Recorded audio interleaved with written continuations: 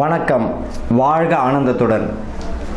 தனுசு ராசி சனிப்பெயர்ச்சி பலன்கள் இந்த 2025 எப்படி இருக்கும், 26 எப்படி இருக்குன்னு தான் பார்க்க போகிறோம். தனுசு ராசிக்கு இப்போ பார்த்தீங்கன்னா கும்பத்தில் இருக்கக்கூடிய சனீஸ்வர பகவான் மீனத்திற்கு பெயர்ச்சி அடைகிறார் 29/3/2025. வாக்கிய ரீதியாக பார்த்தா 26.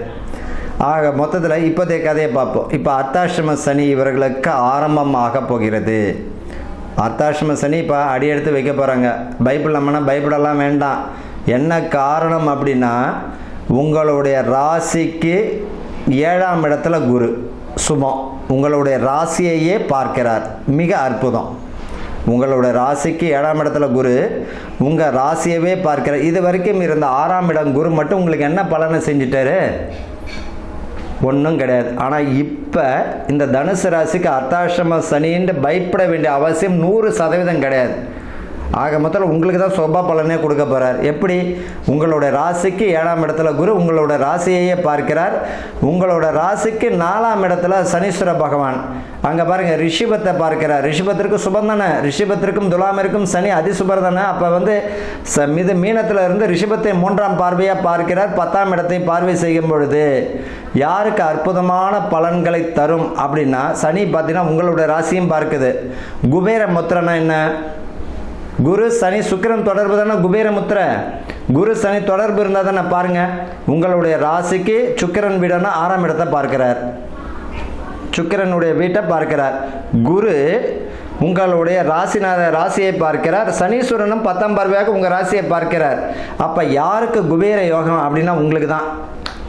தனுசு ராசிக்கு அற்புதமான வருஷம் இப்போ தான். 7ஆம் இடத்துல குரு. சரி, 8ஆம் இடத்துக்கு குரு வருவார். அப்போ என்ன செய்யறது? அப்பயும் கவலைப்பட வேண்டாம். கடகத்தில் குரு உச்சம் அடையும் போது இந்த தனுசுக்கு உங்களுடைய ராசிநாதனே கடகத்தில் உச்சம் இருக்கிற எதிரிகள் இருக்க மாட்டாங்க. தனுசு ராசிக்காரர்கள் அரசியல் பிரமுகர்களுக்கெல்லாம் ஆனந்தமான வருஷம்தான். ஆனால் கவனமுடன் கூடியது. புதிய கூட்டாளிகளை சேர்க்கும் பொழுது வியாபாரத்தில் சேர்க்கும் பொழுது கொஞ்சம் கவனம் தேவை. வியாபாரத்திலே புதிய கூட்டாளி சேர்க்கும் போது பங்கு வர்த்தகத்தில் கவனம் தேவை. முதலீடு செய்யும் போது கவனம் தேவை. ஆனால் தொழில் சாணத்தில் அற்புதமான வருஷம். ஏற்கனவே பார்த்த தொழில் அப்படியே பாருங்கள். ஏற்கனவே இருந்த வேலையை அப்படியே செய்யுங்க. உடல் நல விஷயத்தில் தேவையில்லாத பழக்க வழக்கம் துளி கூட வேண்டாம். விட்டுட்டு உங்கள் வேலையை மட்டும் பாருங்கள். ரொம்ப அற்புதமாக இருக்குது. வீடு கூடிய அமைவு 100% உண்டு. என் மண்ணு வச்சுருப்பாங்க, ஐயா வீடை கட்ட முடியலையே, அதுவே பண்ண முடியல. அரசுக்குரிய தொகுப்பீடு, அரசுக்குரிய அனுகூலமோ அல்லது லோன் அப்ளை பண்ணிங்கன்னா அதுக்குரிய விஷயமா அல்லது பணத்துக்குரிய விஷயமா மற்றவங்களோட உதவியோ ஆட்டோமேட்டிக்காகவே உங்களுக்கு வரும். அதை என்னது எளிமையான முறையில் உங்களுக்கு கிடைக்கக்கூடிய அமைப்பு இந்த வருஷம் தனுசுக்கு உண்டு. அர்த்தாஷ்டம சனின்ற கான்செப்டே வேண்டாம். உங்களுக்கு அற்புதமான ஒரு பலனை தந்து விடுவார். 5ஆம் இடமா பார்த்தீங்கன்னா உங்கள் ராசிக்கு 11ஆம் இடத்தை பார்க்கிறார். உங்களோட ராசிநாதனே பார்க்கிறார். எவ்வளோ ஒரு விஷயம் இருக்கு பாருங்க. அப்போ ஏன் நீங்கள் கவலைப்படணும்? கவலைப்பட வேண்டிய அவசியமே இல்லை. எதிரிகள் பிரச்சனைகள் எல்லாருமே எதிரிகள் அத்தனை பேருமே ஏன் நம்மளுக்கு ஏன் தேவையில்லாத வேலை, அவனுக்கு ஏன் தொழிலோட தொல்லை கொடுத்துட்டு இருப்பான்னு அவங்கள விலக ஆரம்பிச்சிருவாங்க. யாரெல்லாம் நயவஞ்சகம் உங்களுக்கு செய்தார்களோ அவரெல்லாம் ஒதுக்கிடுவாங்க. அரசியல் சம்பந்தப்பட்ட விஷயத்தில் நல்ல ஒரு முன்னேற்றம், வியாபாரத்தில் முன்னேற்றம், சுய தொழிலில் நல்ல ஒரு இம்ப்ரூவ்மெண்ட்டாக இருக்கும். புதிய முதலீடு செய்யும் போது கவனமாக இருக்கணும். புதுசாக மனம் வாங்கும் போது வில்லங்க இருக்கா, அதில் பிரச்சனை இருக்கான்னு பார்த்துக்கணும். புதிய ஒப்பந்தங்களை கையெழுத்திடும் போது கொஞ்சம் கவனமாக இருக்கணும். ஏற்கனவே மருந்து மாத்திரை சாப்பிட்ருக்கிறவங்க அது ஏற்கனவே தொடர்பாக அதுக்குரிய நல்ல விஷயங்கள் குணமாகிறதுக்குரிய வாய்ப்பு உண்டு. பிள்ளைகள் வழியில் உயர்வு தந்துடும். பிள்ளைகள் வழியில் ஏற்கனவே புத்திர பாக்கியம் தடை தாமதம் அடைஞ்சவங்களுக்கு இந்த வருஷம் தனுசுக்கு தாங்க கிடைக்குது. அதே போல் மருத்துவ முறையில் குழந்தை பெற்றுக்கணும்னு நினைக்கிறவங்களுக்கும் கிடைச்சிடும். திருமணம் தட்டிக்கிட்டு போகுதுன்னு நினைக்கிறவங்களுக்கும் திருமணத்துக்குரிய பாக்கியம். ஐயோ 35 வயசு ஆயிடுச்சு, 32 ஆயிடுச்சு, உங்களுக்கு ஆட்டோமேட்டிக்காகவே இப்போ அதனுடைய அமைப்பு வந்துடும். திருமணத்துக்குரிய பாக்கியம் நீங்கள் நல்லா நோட் பண்ணி வச்சுக்கோங்க. இந்த வருஷம் 2025 to 26 மே மாதம் அந்த குருவோட பார்வை, சனியினுடைய சுப பார்வை எல்லாமே யாருக்கு கிடைக்குதுன்னா உங்களுக்கு தான் கிடைக்குது. யாருக்கு கிடைக்குது? உங்களுக்கு தான் கிடைக்குது. காதல் திருமணத்தை பார்த்தீங்கன்னா பெற்றோருடைய ஆசீர்வாதத்தோடு அதுக்குரிய அமைப்பும் இந்த தனுசுக்கு கிடைச்சிடும். புதிய தொழில் மாற்றங்கள் கிடைச்சிடும். பதவி பணி உயர்வு உண்டு. அதே போல் ஆளுமை மிக்க தொழில், அதிகாரத்தில் மிக்க தொழில் அமைஞ்சிடும். கொஞ்சம் அடக்கமும் வேணும். அதே போல் நீங்கள் இப்போ பணம் கிடைக்கிது அப்படின்னா ஒன்று நகையை எடுத்து வச்சுக்கோங்க, இல்லையா அசட்டை எதாவது வாங்கி போட்டுருங்க. ஏன்னா ஃப்யூச்சருக்கு உங்களுக்கு தேவைப்படும். இல்லை நான் பணமாக தான் வச்சுப்பேன், நான் போயிட்டு வேணால் தேவையில்லாத செலவுகள் வரும், அது எங்கே போச்சுன்னு தெரியாது. ஐயோ நான் அவ்வளோ பணம் வச்சுருந்தேன் என்ன பண்ணனே தெரியாது. அதனால் பார்த்தீங்கன்னா உங்கள் மனைவி பேர்லேயோ இல்லை பெற்றவங்க பேர்லேயோ இல்லை பிள்ளைகள் பேர்லேயோ ஏதாவது சொத்து வாங்குறதும் நல்ல விஷயந்தான். கவலைப்பட வேண்டிய அவசியம் இல்லை. மருத்துவமும் உங்களுக்கு நல்ல ஒரு பலனை அள்ளி கொடுக்குது. சரி, உங்களுக்கு கூறிய பரிகாரம் என்ன? உங்கள் வேலையை மட்டும் நீங்கள் பாருங்கள், இதுதான் பரிகாரமே. உங்களுடைய வேலையை மட்டும் அவங்க பாருங்கள், அதுதான் பரிகாரம். திருச்செந்தூர் வழிபாடும் மிக அற்புதம் தரும். சனிக்கிழமையில் ஆஞ்சநேயர் வழிபாடும் உங்களுக்கு நல்லாயிருக்கும். அதே போல் வந்து பார்த்திங்கன்னா பெருமாள் கோயிலில் கருடாழ்வார் பாருங்க. அதான் கூப்பிட்ட குரலுக்கு பெருமாளுக்கு செவி சாய்க்கிறார் இல்லையா, கருட பகவானுக்கு நல்ல ஒரு பலனை தரும். கருடனுக்கு காதில் ஊந்துடும், பெருமாள் அழிச்சின்னு வந்து விட்டுருவார்.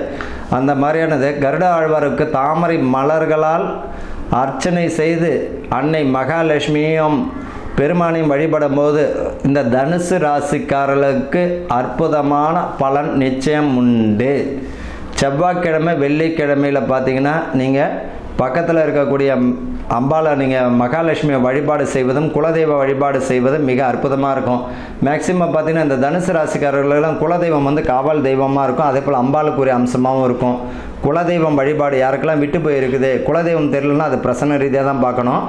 சரி, குலதெய்வம் வழிபாடு இப்போ விட்டு போயிருந்தவங்களோ அல்லது தொடராமல் இருந்தாலும் அதை தொடருங்க.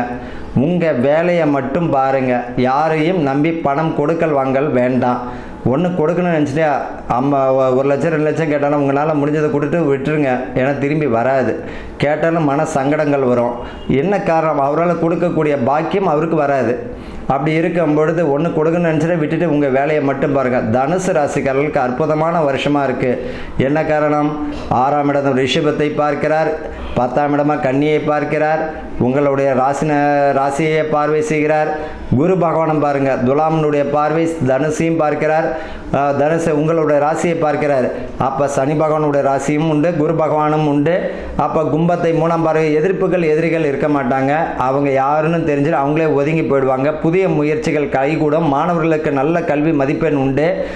அதே போல் சுய தொழில் அமைப்பு உடையவர்களுக்கு நல்ல வருமானத்திற்குரிய பாக்கியம் தரும். அதே நேரத்தில் கவனமாக இருக்கணும். தேவையில்லாத விஷயங்களை தவளையோட வேண்டாம். மண் மனை வாங்கும் போது சிக்கல்கள் இருக்கான்னு பார்த்து வாங்கிறது நல்லது. பூர்வீக சொத்து உங்கள் கைக்கு வரும். பிள்ளைகள் புத்திர பாக்கியத்தில் தடை தாமதம் அடைந்தவர்களை புத்திர பாக்கியத்திற்குரிய வழி தந்திரம். அதே போல் திருமணம் ஆகாதவர்களுக்கு திருமணத்திற்குரிய பாக்கியம் கிடைச்சிடும். காதல் கை கூடக்கூடியது. பெற்றோர்களுடைய அனுமதியுடன் திருமணம் செய்யுங்க. உங்களோட வாழ்க்கை தனுசுக்கு ஒரு விஷயம் என்னென்னா, நீங்கள் காதலிச்சிங்களா பெற்றவங்கள்ட்ட ஆசீர்வாதத்தோடு பண்ணுங்க, அற்புதமான பலனை தரும். எப்பவுமே நீங்கள் இந்த தனுசோட ப்ளஸ் பாயிண்ட் என்ன அப்படின்னா, 9ஆம் இடம் என்ன இடம்? உங்கள் ராசிக்கு 9 சிம்மம், சூரியனுடைய வீடு. சூரியன் யார்? தந்தை. அப்போ நீங்கள் எதை செஞ்சாலும் பெற்றவங்களை ஒதுக்கீடு செஞ்சீங்கன்னா கஷ்டங்க. இன்னும் அற்புதம் பாருங்கள். தனுசுக்கு என்னது? 4ஆம் இடம் குரு வீடு, 9ஆம் இடம் சிம்மம் சூரியன். அப்போ நீங்கள் எதை செய்கிறோமோ பெற்றவங்கள ஒரு ஒப்பீனியன். அப்போ நான் இதை செய்கிறேன், நான் இந்த காரியம் ஓகே சூப்பர் அப்படின்னாங்கன்னா சக்ஸஸ்ஸு.